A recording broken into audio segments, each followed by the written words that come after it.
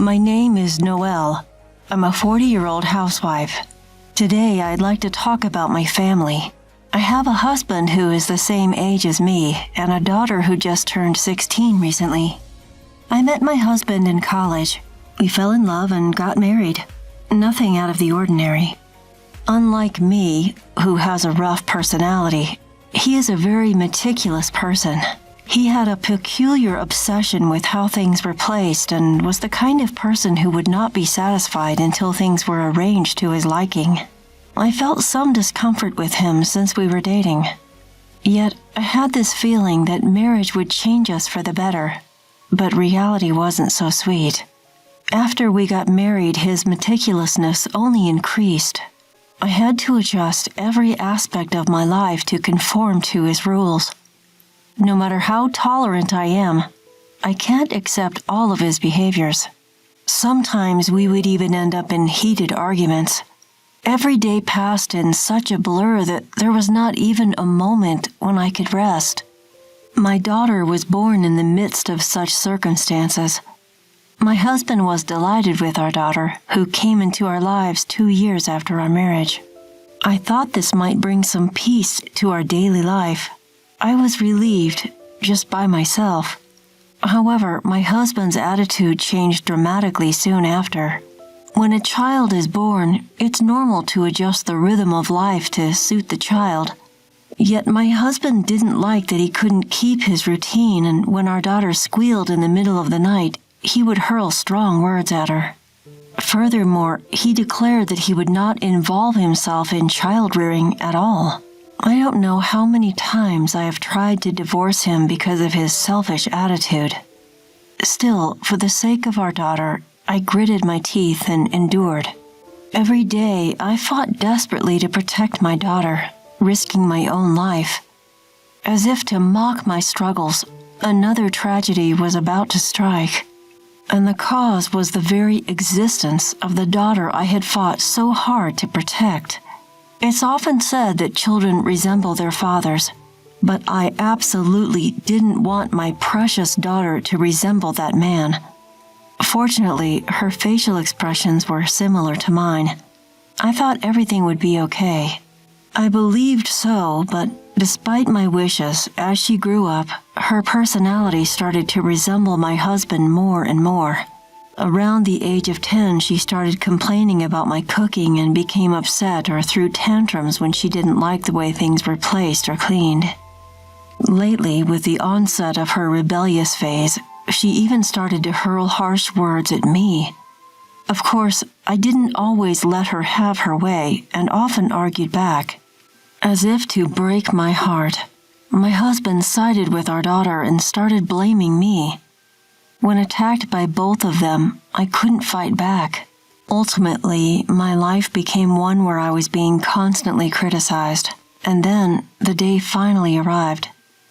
From the morning, I was feeling lethargic. I had a slight fever and was feeling dizzy. I was so unsteady that I couldn't walk straight in the house. I couldn't even stand and was stuck sitting on a chair.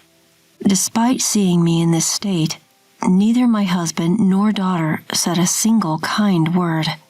Instead, he barked at me. "Hey, where did you put my tie? The red one, the one I used 2 months ago." "Hey, did you wash my socks?" "Mom, where did you put them?" Thus, they were only thinking of themselves. It's just a tie, just socks.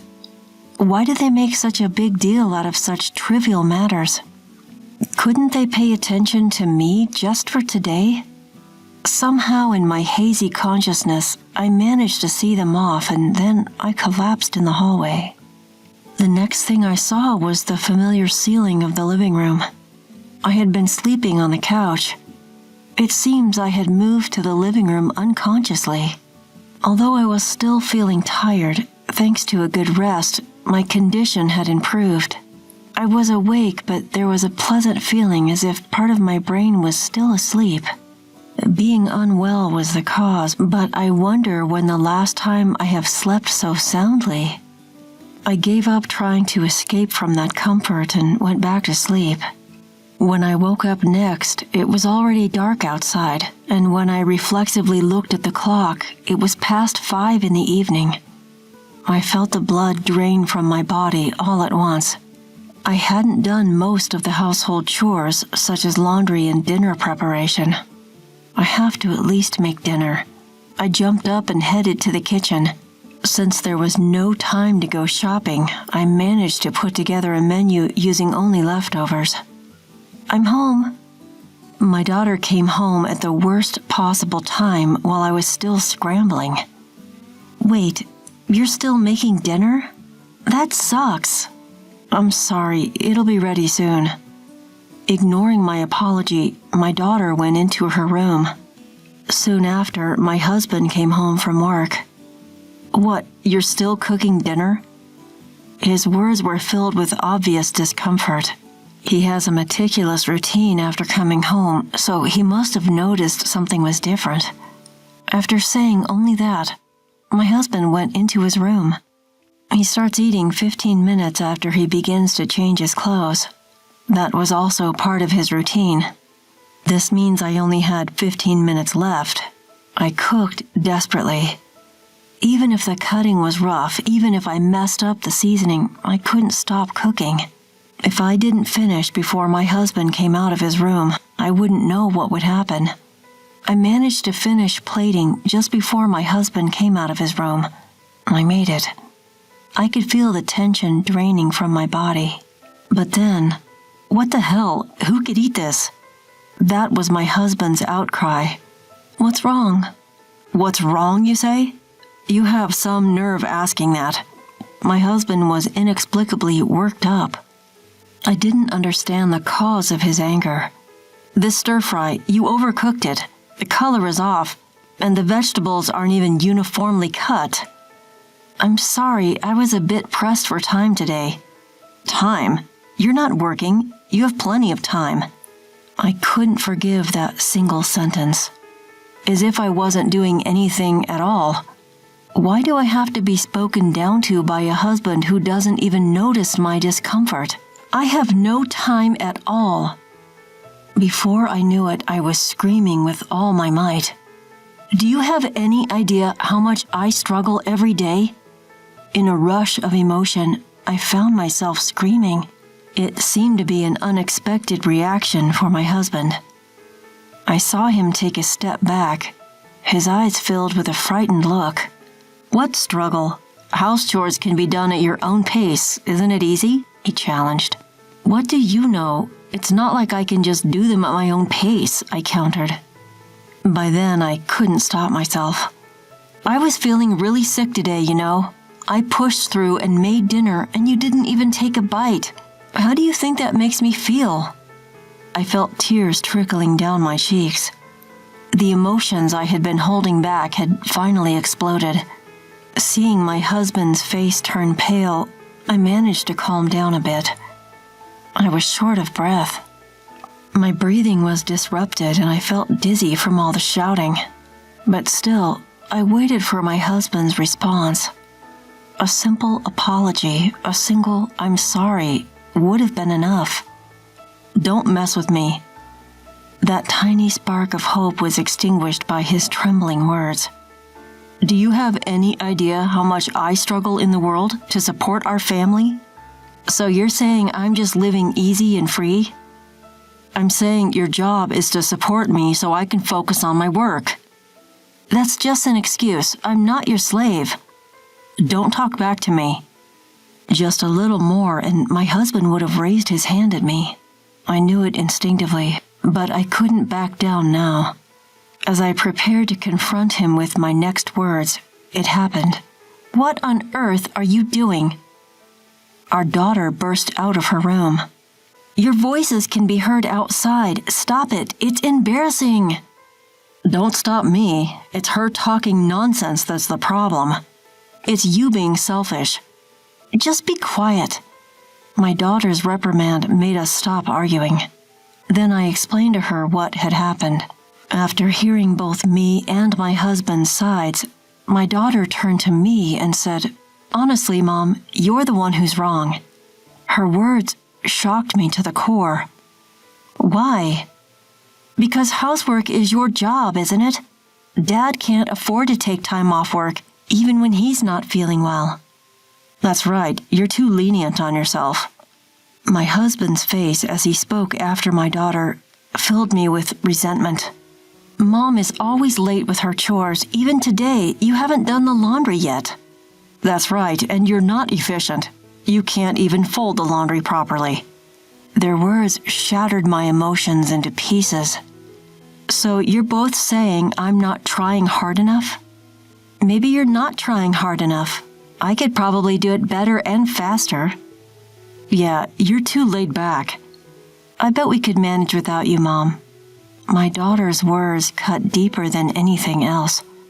So was I the dispensable person? I thought we were a family, but could they dismiss me so easily? Having been confronted with this cruel reality, I found myself running out of the house. Before I knew it, I was in a pitch-dark park with no streetlights. My feet hurt. Sitting on a park bench, I realized that I had run out without even putting on my shoes. My tears had long since dried up, and my mind was blank. How long had I been sitting like this? Even if I stopped thinking, the harsh words would never disappear.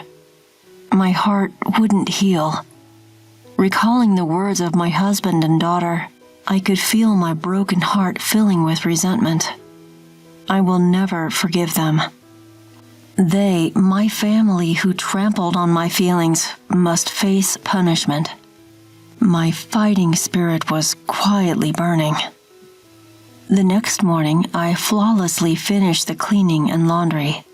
And for breakfast, I prepared a menu as extravagant as a dinner at a famous restaurant. By the time I finished preparations, my husband and daughter arrived in the living room almost simultaneously. Without making eye contact with me, they both took their seats. Come on, let's have breakfast. Upon my words, their faces seemed to stiffen even more. Mom, what's going on? Today's breakfast is really fancy. Instead of my frozen husband, my daughter asked me. Well, isn't it your 16th birthday today? Did you forget? Huh? Yeah, I did forget. You should at least remember your own birthday. Right, Dad? Huh? Yeah. After exchanging curt conversation, the two started breakfast with awkward movements. The dining table was not filled with cheerful conversations, and it was clear that both were fully observing my behavior. Was it because they were unaware that they had hurt someone, or just didn't want to admit it? It's understandable with my husband. After all, he's a stranger. But my daughter, she's the one I gave birth to and raised. I wished she would grow up to be a more considerate, kind person. It's not entirely wrong to say that daughters resemble their fathers, but she should have been able to understand with proper upbringing. I do have regrets, but it's a moot point now. Listen, just one word from me changed their expressions. What's going on? My husband's voice shook as he asked back. Starting today, I'm leaving this house. At that moment, they both paled simultaneously. Hold on, why? Why? You said you could do the housework better than me. I didn't say anything like that. Yes, you did. I'm sure you said it. I have never cut off my daughter's words so strongly until now. Whether she was shaken by my attitude or not, she didn't argue further. Next was my husband's turn. You also said it. You said I have more free time than you because I'm at home. I didn't mean it like that. Does such an excuse work in the real world? He didn't answer. Don't misunderstand. I'm moving to another house starting today, but it doesn't mean I won't come to this house. Stop. Today's my birthday, right? You're going to celebrate, right? My daughter pleaded with a face that seemed about to cry. I looked at her face and laughed. I'm sorry. I'm serious about this. As I watched my daughter crumble on the spot, I quietly stood up. Well, I'm off. I left the house to the sound of my husband and daughter's screams. That day, I booked a room in a hotel a short distance from the house. From there, I rented an apartment on a monthly basis and started buying the necessary items. Even while I was busy, my phone was flooded with messages from the two.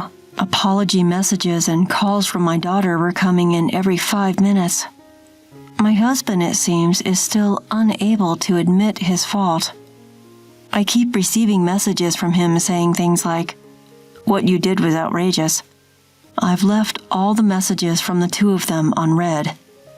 It's really convenient these days being able to show my intentions without doing anything. 2 nights after leaving the house, I returned home once.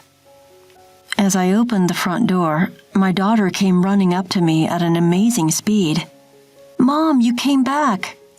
"I just came back to pick up something I forgot." I untangled myself from my daughter's arms, which were wrapped around me like a hug, and headed for the living room. Since I had only been gone for 2 days, there was no change in the living room as expected. However, the kitchen was piled high with convenience store lunchboxes, ramen cups, and bottles. Worse than that was the bathroom. Laundry had been left unwashed there. Both my husband and daughter often complain about the way I cook and fold the laundry. However, neither of them can do household chores like cooking and laundry at all. Of course, knowing that, I left home, so the current disaster is within my expectations. My husband was in the living room, but due to his pride, he turned his face away after just a glance at me. I pulled away from a sobbing daughter and left the house silently that day. 1 week later, when I returned home to check on them, the house was already filled with garbage. These two who never clean up or even take out the trash. Even so, the mess was far beyond my expectations. Mom! My daughter's face, which emerged as if pushing through the garbage, was horribly dirty and her hair was disheveled. She should be able to take a bath by herself, but it was clear that her life was falling apart at an unsustainable level. And at this point, my husband finally admitted his fault. "I was wrong.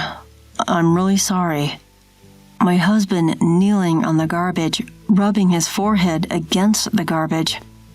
Looking at him, I gently said, "Don't think you're going to be forgiven just by prostrating yourself." I felt a moment when the air froze for the first time. My husband's face, with his eyes wide open, was filled with despair. Next to me, my daughter was breaking down in tears. "If you really feel sorry, first clean up this house. If you can't do that, I'll divorce you." I get it, so please, forgive me." My husband jumped up and started to stir the trash around. He doesn't even know how to clean up in the first place, so it can't be helped. In the end, I proceeded with the cleaning while giving instructions to the two of them. It wasn't until 3 days later that everything was perfectly cleaned up.